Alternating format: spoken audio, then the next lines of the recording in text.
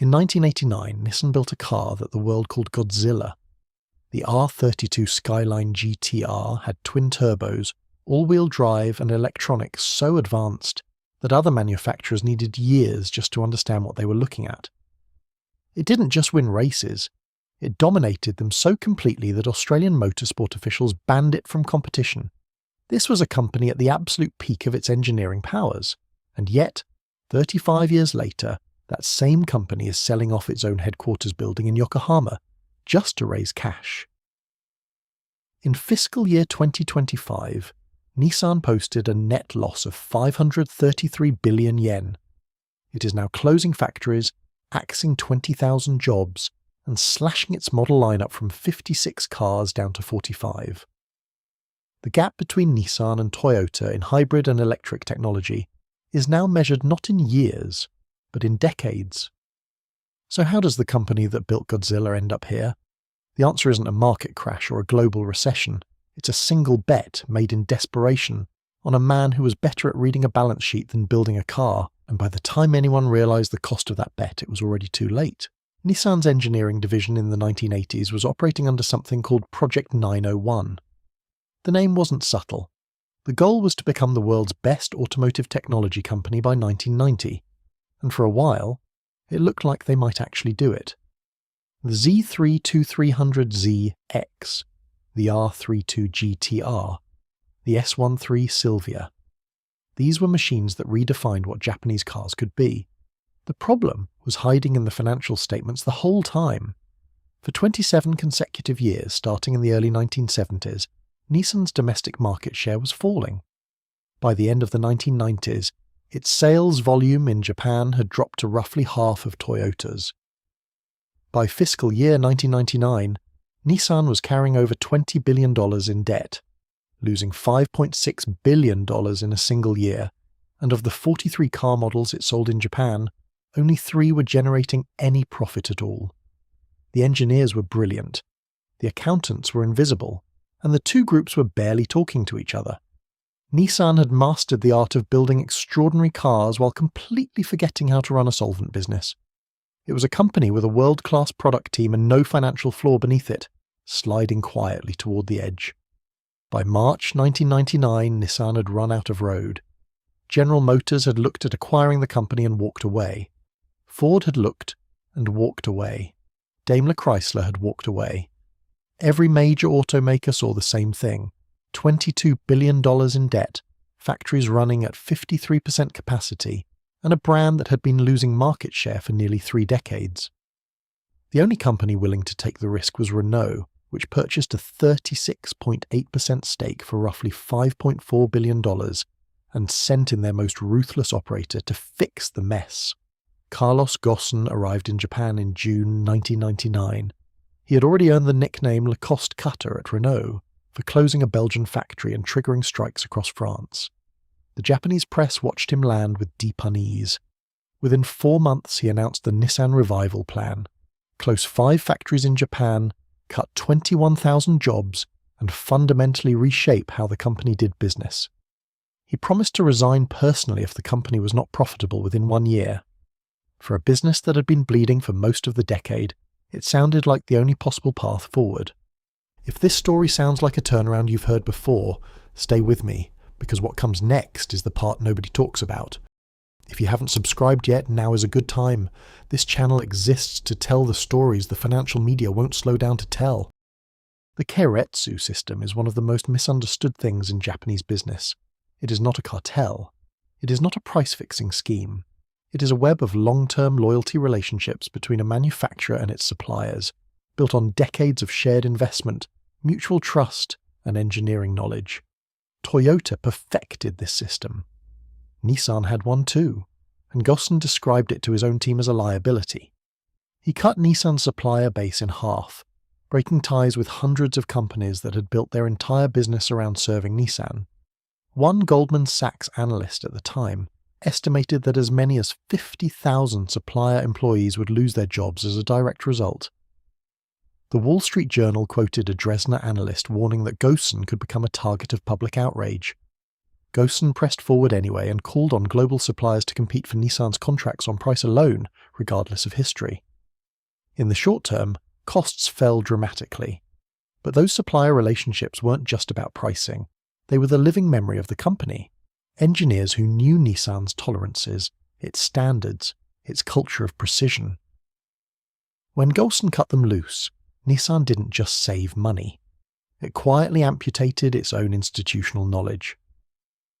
By fiscal year 2003, Nissan's operating profit margin had climbed to 11.1%, more than twice the industry average. The debt was gone. The factories were running. Wall Street decided that Carlos Ghosn was a genius, and Tokyo agreed. He appeared in a Japanese manga series as a superhero CEO. He was on a Lebanese postage stamp. Business schools began studying him as a model of transformational leadership. But inside Nissan's design studios and engineering departments, a quieter story was developing. The Nissan revival plan had required Ghosn to eliminate costs across the entire company, and R&D budgets were not exempt. The cross-functional supplier relationships that had once allowed Nissan engineers to iterate quickly on quality problems were gone. New platforms were being shared across too many models, driving down the cost of development but also flattening the character out of the cars. J.D. Power reliability surveys, which had once placed Nissan among Japan's best, began to show slippage. The cars were still selling, because the brand still had residual goodwill from its engineering era. But the gap between the image and the product was widening. Nobody on Wall Street was tracking that gap. The Nissan 180 plan, launched in 2002, was built around a single obsession: sell 1 million more vehicles globally by 2005. The number was the point. To hit it, Nissan expanded aggressively into the cheapest, thinnest segments of the market. Rental fleet sales, which destroy resale values and brand perception for any car company, became a central part of the American volume strategy. At the peak of this approach, Nissan was selling nearly 44% of its total US output directly to rental companies. Subprime financing programs followed, pushing cars into the hands of buyers who could barely afford them. The volume numbers looked extraordinary on paper. Analysts and journalists celebrated the growth. But every car sitting in an airport rental lot was quietly devaluing the badge. Every Sentra and Versa that a customer picked up at Hertz was a lesson in what Nissan had become. Transportation as a commodity, priced for the bottom. The company had traded brand equity for gross volume, and had no real plan to get the equity back. This wasn't growth. It was inflation, and eventually all inflation corrects. While Nissan was optimizing its rental fleet numbers, Toyota was doing something different. In 2003, Toyota redesigned the Prius and doubled its sales. By 2004, the Prius won North American Car of the Year. By 2007, Toyota was selling more than 180,000 of them annually. The second-generation Prius wasn't just a car.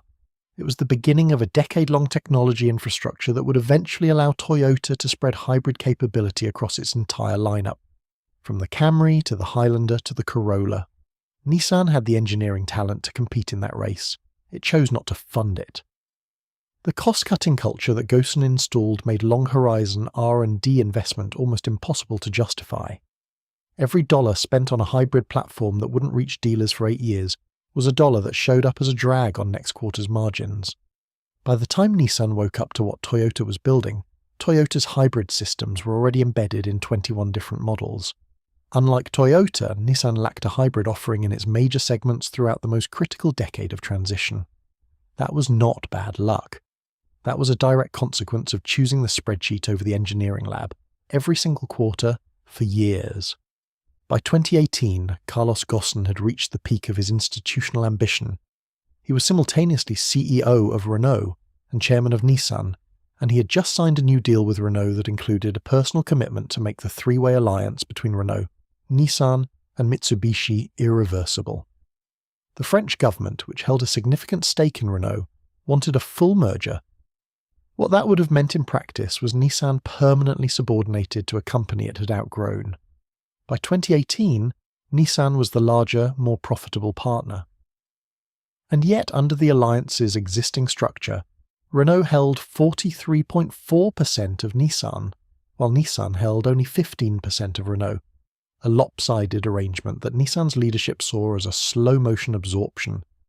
Internal emails, later reviewed by Bloomberg, revealed that Nissan executives had been quietly coordinating with Japan's Ministry of Economy, Trade and Industry for months, working to build a political firewall against the merger. The Japanese government sent its own message to Paris. Nissan's independence should be respected. The standoff was building towards something, and Nissan's executives finally decided to end it on their own terms. On the afternoon of November 19, 2018, Carlos Ghosn's private jet touched down in Tokyo from Beirut. He had made the trip dozens of times. This time, Tokyo district prosecutors were waiting on the tarmac. Ghosn was arrested before he could leave the aircraft. The charges were financial misconduct, specifically the allegation that he had underreported his compensation by tens of millions of dollars and had used Nissan funds for personal benefit. Ghosn's close aide, Greg Kelly, was arrested at the same moment, arriving separately from the United States. Nissan's CEO held a press conference that evening and said he felt despair, indignation, and resentment. It was a performance of perfect corporate outrage from the very executives who, the emails later suggested, had been building the case against Ghosn for months. Ghosn spent time in a Tokyo detention facility, was released on bail, and then, in December 2019, disappeared. He had hidden himself inside an audio equipment box, travelled by bullet train to Osaka, and boarded a private jet to Beirut via Istanbul. Lebanon has no extradition agreement with Japan. Ghosn held a press conference in Beirut and called it a flight from injustice. The two men who smuggled him out were later convicted in Tokyo. Carlos Ghosn is still in Beirut. He has lived there under an Interpol Red Notice since January 2020, giving interviews, writing a memoir, and arguing that he was the victim of a corporate coup. He may even be right about that. But here is the thing about the coup. It saved nothing. Nissan today is not the company that arrested him. It is something hollow. US sales have fallen by nearly half since 2017. Global market share collapsed from 6.6% to 4.5% between 2018 and 2024. In fiscal year 2025, the company posted a net loss of 533 billion yen, and its new CEO, Ivan Espinosa, has announced the closure of 7 factories and the elimination of 20,000 more jobs. The company sold its own headquarters and signed a 20-year leaseback just to stay liquid. The hybrid gap that opened during the Ghosn era, when Toyota was building Prius infrastructure and Nissan was filling rental lots, has never closed. Toyota now sells 21 electrified models. Nissan is starting from close to zero. The lesson here is not that Carlos Ghosn was a bad man. The lesson is that you cannot cut your way to greatness. You can cut your way to survival, but survival and greatness are not the same thing. Nissan survived the 1990s crisis, and in doing so, it handed the keys of the company to a man whose only real skill was knowing which costs to remove. When the costs were gone, so was the soul. Ghosn escaped in a box. Nissan is still in one. If this story made you think differently about what corporate success actually means, share it with someone who needs to hear it. Subscribe if you haven't already. The next story is already in production, and it is every bit as dark as this one.